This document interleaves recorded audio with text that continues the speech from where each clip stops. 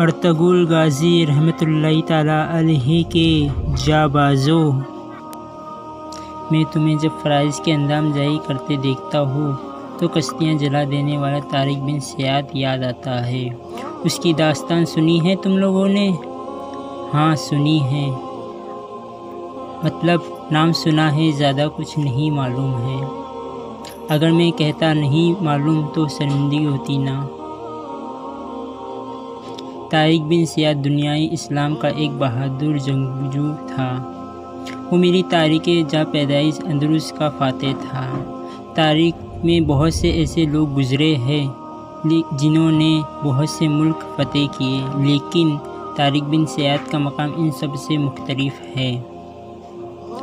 جب اندلس کو فاتح کرنے کی نیت سے اس کا رخ کیا اور ایک یادگار تاریخ رقم کر دی۔ بحر روم کو اس مارگ کا قطعی علم نہ تھا۔ جب وہ اپنے سپاہیوں کے ساتھ اندلس کے ساحل پر پہنچا، جنگ کے لیے آمادہ کیا اور اس کے نعرے تکبیر یہ بلند ہوئی۔ ان کی آواز کی گونج نے اس اندلس کے سنہرے دور کو فتح کیا۔ ایسا کیا کہا تھا اس عظیم فاتح نے جس کی وجہ سے ایک نئے دور کی ابتدا ہوئی؟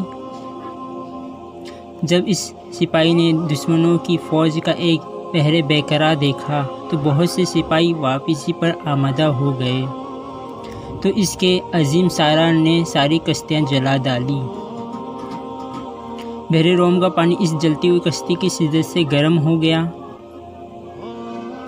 ان سپاہیوں کے پاس واپس لوٹنے کا کوئی راہ نہ تھا۔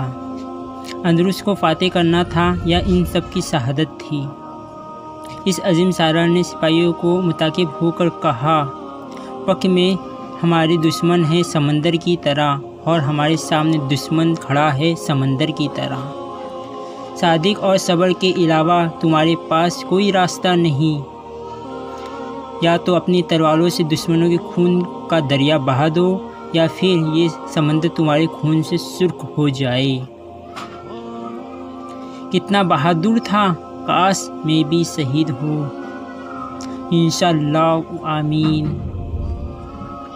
اگر آپ اپنی مقدس کے حصول کے لیے اپنی کشتیاں نفس جلا دے تو فاتح ہے ایک سنہرے دور کی شروع ہوں گی۔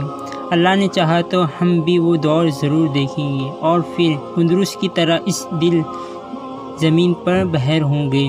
اگر تم اپنی کشتیاں جلانے میں کامیاب ہو گئے تو پھر اس زمین پر ہر سو بہار ہی بہار ہوں گی، انشاءاللہ آمین۔ جو شخص اپنی کشتیاں یعنی نفس جلانے میں کامیاب ہو جائے، اس کی زمین یعنی کہ دل اور روح میں ایمان کی بہار ہی بہار ہوں۔